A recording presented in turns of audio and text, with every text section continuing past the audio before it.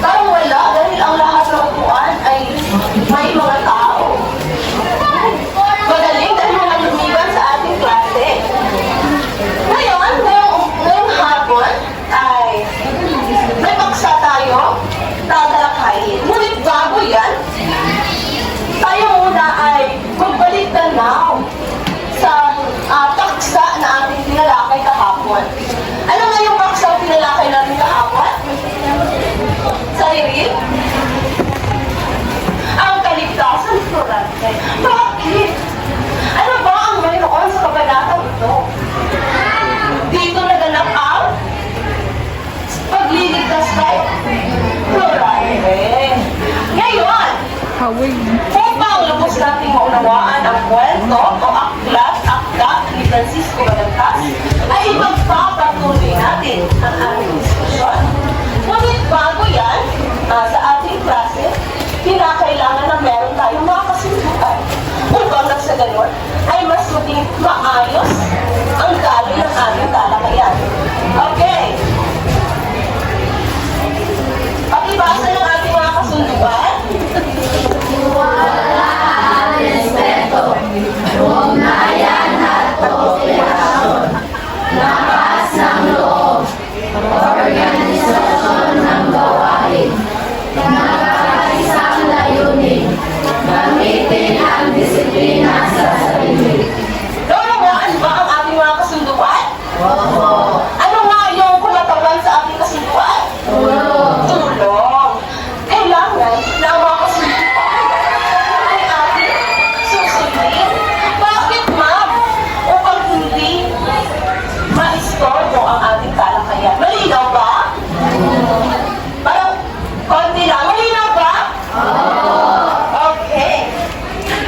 Ngayon, sa ating klase ngayon, may talaan ng puntos tayo. Narito ang unang pangkat, pangalawang pangkat, at pangatlong pangkat. Ang sino man ang magkakaroon ng partisipasyon sa ating klase ay magkakaroon ng puntos. At pagkatapos ng ating klase, kung sino man ang may pinakamataas na puntos ay makakatanggap ng gantimpala. Kaya ang galingan nyo. Okay. Ngayong araw, bago natin formal na bubuksan ang ating talakayan, ay magkakaroon muna tayo ng gawain na tsak na mag-enjoy ang lahat. Handa na ba? Ninais ko na ang unang pangkat at ang pangatlong pangkat ay pipili ng 3 representante bawat grupo. Sige, pumili na kayo at pumunta dito sa harap. Ano ang ating gagawin? Pakibasa ng ating pamagat. Kamay ko, kunin mo. Habang magpapatugtog ako ng isang musika, ang 2 o ang 6 na representante sa bawat pangkat ay magkakamayan.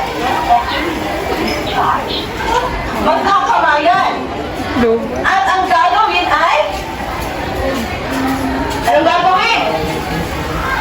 Magkakamayan kayo at may sa inyong mga palad ay may mga larawan. Kinakailangan na pagpalitin nyo ang mga larawan na nasa inyong mga kamay. Maliwanag ba? Maliwanag ba? Okay, pumili na ng 3 representante bawat pangkat.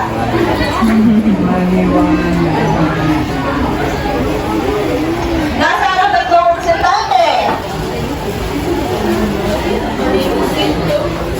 Okay? 1, 2, bakit walang tumatayo?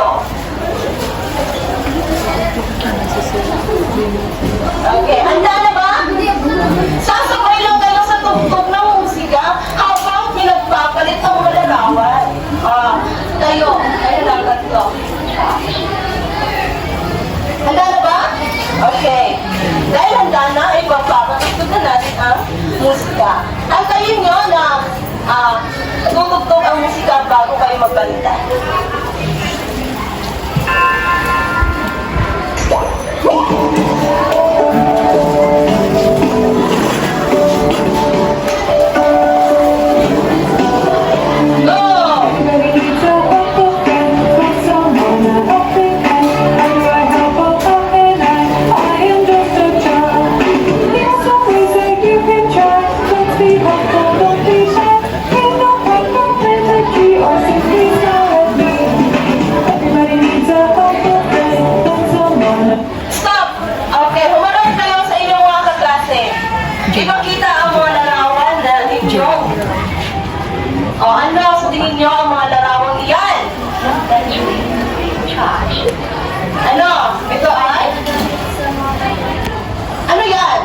Biblia.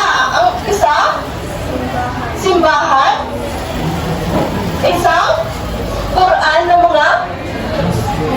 Dito naman, ano ang makikita natin? Cross. Dito! Mga babaeng nagdadamit? Nagdadamit? Muslim. Dito, ano yan? Isang moske. Okay, palakpakan natin ang mga representante ng bawat bansa. Okay.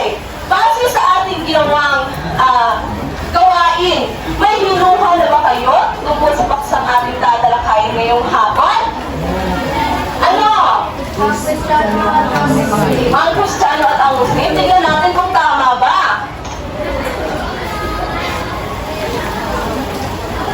Okay, tama. Ang pamagat o paksa na ating tatalakayin ngayon ay patungkol sa ang Kristiyano at ang Muslim. Ngunit bago tayo tumako sa ating talakayan, ay may mga layunin muna tayo dapat natin makawitan.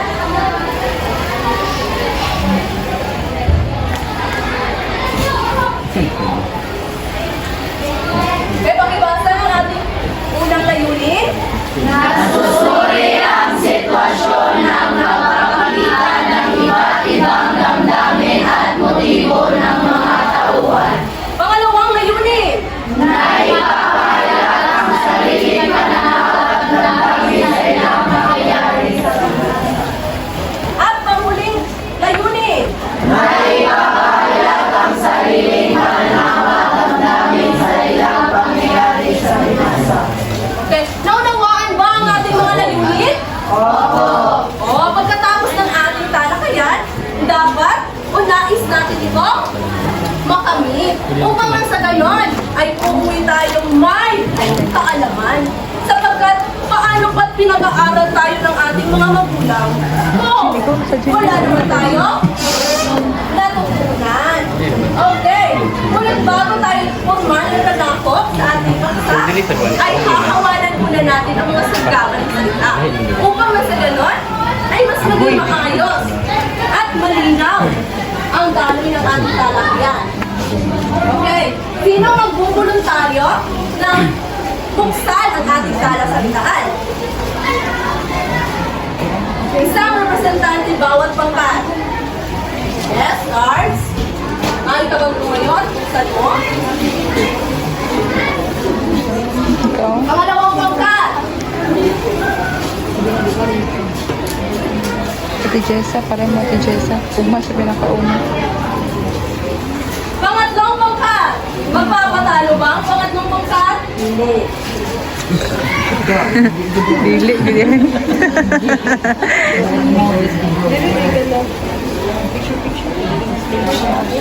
Ah.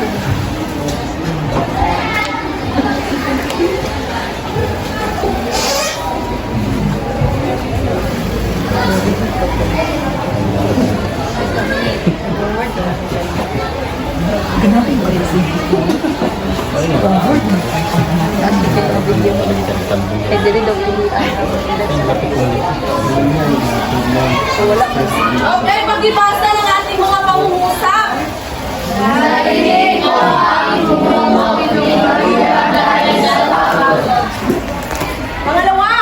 May abad siya sa mga nangangailangan. Pangatlo. Nasusulang siya sa kasinulingan ng kanyang kaibigan. Ano ba ang ibig sabihin ng himutok? Pagkayamo, Sir Dimitri. Ang habang. pagkamuhi, Sir Ang Dimitri. nasusuklap. malasakit, Sa palagay nyo, tama ba yung habang at pagkamuli? Tama ba ang kanyang hulugan? Ha? Hindi. Dahil ang habang ay isang pagmamalasakit. Habang ang nasusuklam ay isang pagkamuli. Kaya naunawaan nyo ba ang mga malapit na salita? Okay. Kaya kung gano'n ay dadako na tayo sa ating paksa. mo, Dahil kayo ay manonood ng maikling video clip patungkol sa ang Kristiyano at ang Muslim. Makinig na mabuti upang sa ganun ay maunawaan nyo ang ating paksa.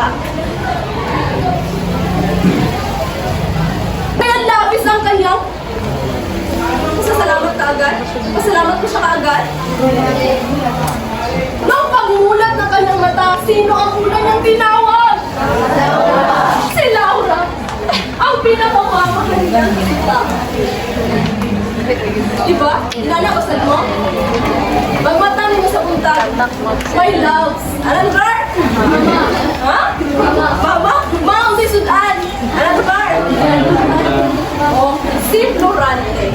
Sa unang pagmulat ng kanyang mga mata, ang unang lumabas sa kanyang mga bibig ay ang pangalan ni Laura. At nang makita niya si Aladdin o ang gererong Moro, siya ay nagulat at napagtanto niya na isa pala itong away. Ngunit, kung makikita niyo sa larawan, nag-away ba sila? Hindi. Ano ang ginawa nila base sa inyong panood? Ano naman ang kanilang pinag-usapan?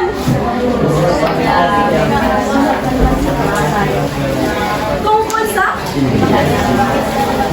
Kung bakit sila napadpad sa gubat? Unang nagkwento sino? Nagkwento sino? Sabi niya, alam ba, kaibigan, kaya ako napadpad sa kagubatang ito at nakagapos. At tila ba sasakmanin na ng mababangis na leyon. Dahil ito sa panlilin lang ni Adolfo. Ha? Siya ba ay nilin lang ni Adolfo? Ano ang ginawa ni Adolfo? Siya ay nilin lang. Diba? Pinaalis siya. At pagkatapos, sige na po. Ha? Sinulong niya ang kaharian ng kanya. At pagkatapos, inagaw si Laura. At itinatapon si Florante sa doon siya iginapos. Diba? Yun yung kwento ni Florante. Ngayon, sabi niya na napaka-pait pala ng iyong sinabi. Ngunit, mas pait ang aking sinapit. Ano ba? Ano ba ang kanyang sinapit? Dahil siya din ay pinagtaksilan ng kanyang sariling ama. Yun yung nangyari. Siya nagtatapos. Nagtatapos ang kabanata nung nagpasalamat kasi Florante. Ngayon, katanungan. Tanong! Wala na? Malinaw ba? Naunawaan ba? Parang mahina. Naunawaan ba? Oo. Okay. Ngayon dahil wala kayong katanungan, ako ang magbibigay ng tanong. Makibasa na po ng tanong. Paano pinakita